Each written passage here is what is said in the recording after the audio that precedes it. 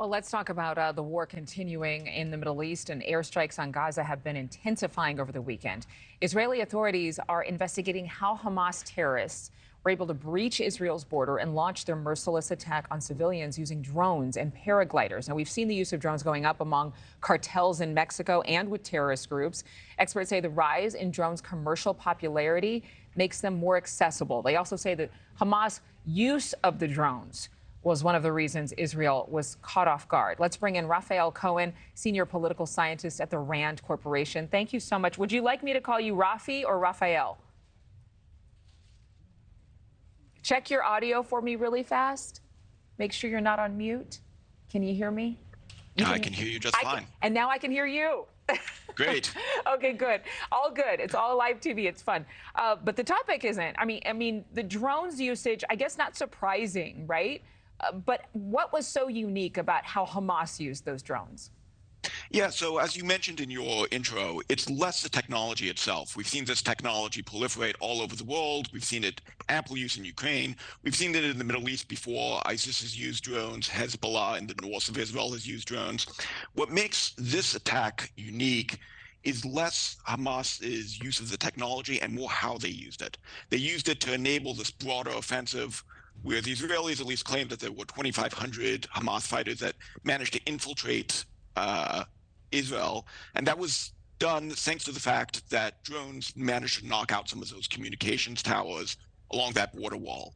So it's less the technology and more the operational art that went into integrating that technology on the battlefield. There were some reports that there were some type of smoke bombs or some type of deterrent to block Israeli cameras on the border, and that's when some of these, not only foot soldiers for Hamas, but also those drones were flown in. Do we know if that's true? I've heard the media accounts of that. I can't independently confirm it, though.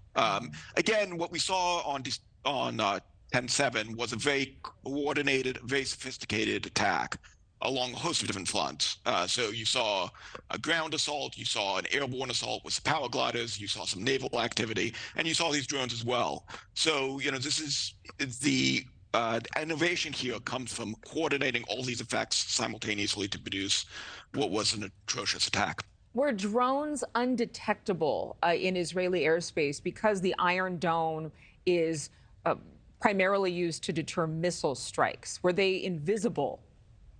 So I won't say invisible. That's probably the wrong word. I will say it's really hard.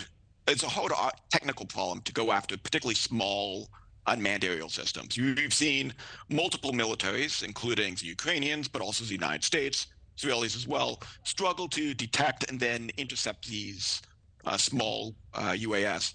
And there's a lot of research and development being directed, particularly against this problem set as we speak, for precisely that reason. And we've seen drones being used in the war in Ukraine with Moscow battling for territory there. What is the difference between the kinds of drones being used there, especially the ones that the U.S. has provided to Ukraine, and the kinds of drones Hamas used? Yeah, so there's many different kinds of drones. Some that are very basic. These are basically hobby copters. Some of the one imagery that you've shown here to date on the camera is basically hobby drones. They're cheap, couple $100 pieces of equipment. And drones can go range all the way up to several multi-million-dollar drones. They can fly for longer. They can strike targets farther away. All of that gives it added capabilities. So, we use the one term drone, and it can actually refer to many different kinds of military technologies that can produce very different kinds of effects. And what do you think Israel will be doing now to prevent a similar attack from happening in the future? So Israel, in general, tends to react to any of these technological challenges with a lot of research and development into countermeasures. We saw this, for instance, after the 2014 campaign. Israel invested a lot in technology to detect and then go after the tunnel network, which Hamas used in 2014 to infiltrate Israel. I expect there to be a similar push against small UAS here coming forward. That's a longer-term problem. In the immediate term, I think both Prime Minister Netanyahu, Defense Minister Gallant, and all the senior IDF leadership have made it a point that the way they're going to deal with these small drones is by destroying Hamas. And if you destroy Hamas, you destroy the technology and the capability with them. Well, considering how much innovation comes from Israel, I wouldn't be surprised if there is some type of countermeasure or counter technology that not only will be used there, but around the world, as is the case with a lot of science that comes from Jerusalem. Raphael, Cohen, thank you very much for your time. Thank you for having me on.